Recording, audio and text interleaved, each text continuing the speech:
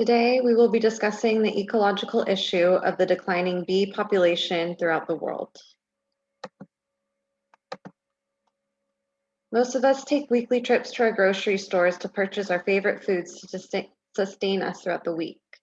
When browsing through the produce section, we typically head towards our go-tos, such as apples or almonds, to add to our grocery cart without much thought behind where these items came from. Now imagine that your favorite items were no longer available. How would you feel and what would you think you would do? Bees are not typically the first thought that comes to mind when browsing the grocery store. However, they play an important role in the creation of our favorite grocery items. Without the bees, most of the beloved items we consume regularly would no longer exist. So you're probably wondering why I'm bringing the thought of bees and your grocery list to your attention. Well, the fact is that we are currently experiencing a major problem. The decline of bee populations have been steadily increasing over the last several decades. And in Europe alone, there are over 800 wild bee species, 46 of which are considered endangered, with an additional 7 being considered critically endangered, and several other species are now considered extinct. Unfortunately, over the past 20 years, the American bumblebee population has declined an estimated 89%. And in 2018, US beekeepers lost an average of 40% of honeybee colonies, while in 2019, Utah beekeepers lost 49.1% of their colonies. From 1947 to 2015, the amount of managed honeybee colonies dropped from 5.7 million to just 2.74 million, a significant decline. Outside of the US and Europe, countries such as China and Brazil have also seen a significant decline in their bee population.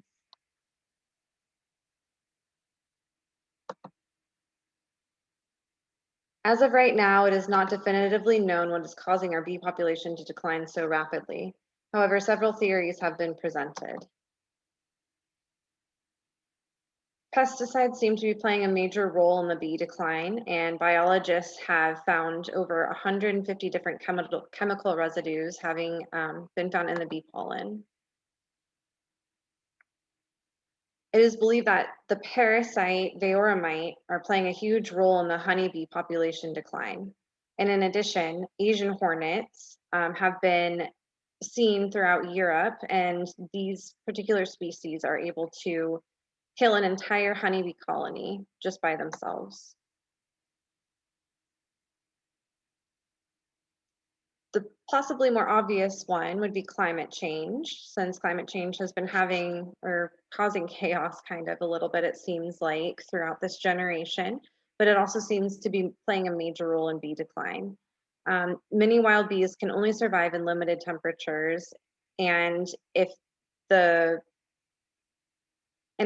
weather grows warmer, they are forced to move to higher altitudes and smaller habitats, which prevents them from reproducing as they should. Additionally, farming measures have resulted in habitat loss for bees, which also have impacted their survival and reproduction.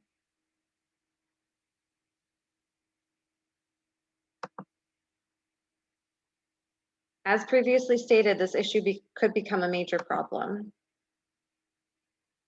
Although many assume bees to only be small insects, the bee decline actually can have catastrophic effect on food and flower production over the world. About 70% of the crops used today require pollination for reproduction. And additionally, the 70% also results in roughly $1 trillion of annual agricultural sales. So the loss of the 70% of crops would also impact the agricultural industry significantly. The following items are common crops which bees actually play a major role in pollinating and reproducing. There are obviously many more, but these are several that many people tend to consume on a regular basis. The availability of common crops, such as the ones listed above, would be ultimately limited to the public, and the global food supply would decrease significantly. Now, to bring the issue closer to home, I would like to use the example of Thanksgiving. Many of us look forward to the annual feast that lands on the dining room table in late November. If bee populations continue to decline, many of our favorite dishes would no longer be available to us. And as you can see to the image on the left, these particular dishes would no longer be served on our Thanksgiving dinner.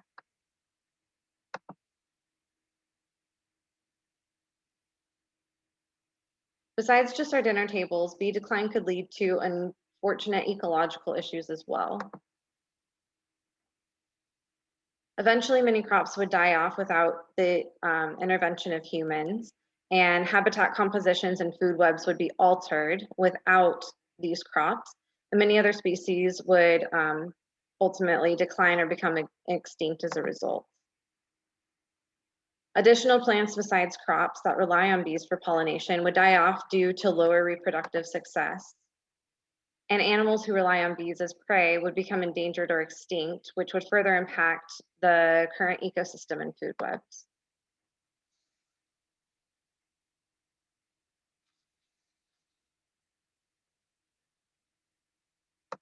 Currently, it is difficult to find any information on what is legally being done to reverse this devastation.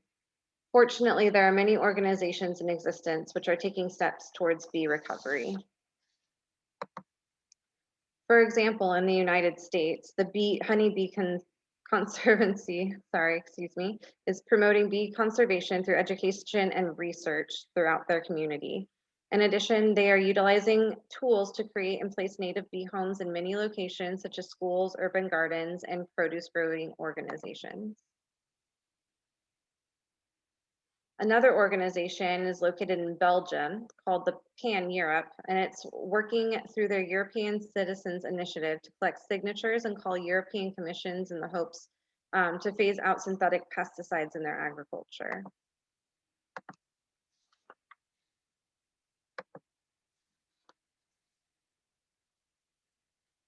The United Nations Development Program exists to work with beekeepers around the world to help them continue to make a decent living and to help support health within their local communities.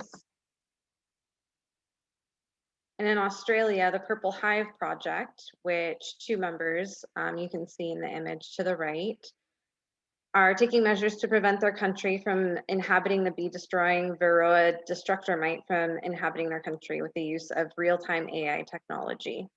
And it appears also by building purple beehives. Many more than these exist, but these are just a few that I would like to bring to everyone's attention.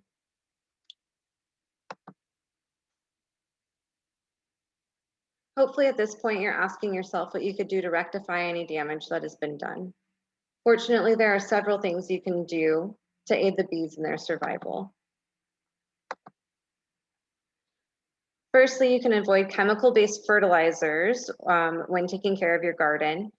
Organic fertilizers are much more bee-friendly, and these include manure and kitchen compost and work well, just as well probably, as chemical fertilizers to benefit your plants without affecting the bees that visit your garden. You can also grow a bee-friendly garden. Do your research and find which plants help to benefit the bees and add them to your yard. A lot of these plants can be beautiful and add to the beauty of your yard or backyard or garden or wherever you choose to grow your plants. Another thing you can do is invest in or build something called a bee condo to add to your yard or garden. To the left here is a visual representation of an actual bee condo. Not all of them look like this, but many of them look pretty similar, and there are different styles you can get, and it can fit into your yard or your decoration. Additionally, you can build a drinking landing for bees. To do this, one example is to fill a bird bath with pebbles and put the pebbles high enough so they break the water's surface to allow for the bees to land on. And then that way they can land on the pebbles and use the water to quench their thirst and help them with their survival. The most important thing you can probably do is to support your local beekeepers and bee saving organizations. You can find many of these organizations online. Find one whose tactics you most support and donate to them. That will definitely help the cause. So to summarize, if the decline of our bees continues at its current rate, we unfortunately will lose many of the important and beloved crops we have available to us today. And although not completely known at this point, it is believed that pesticides, climate change, and parasitic mites are the major culprits of the loss of our beloved bees. Continued decline can have a major impact on our ecosystem that will be irreversible. Not much is being done to change regulations in the agricultural industry to help reverse the damage or prevent further damage from taking place. However, there are many organizations that have assembled to do what they can to change this. There are several things we can do in our daily lives to help out the bees who are still among us. I have listed several. However, you can additionally do your research and see what else you can do as an individual to help the bee population thrive. And again, don't forget to support your local beekeepers and local bee saving organizations.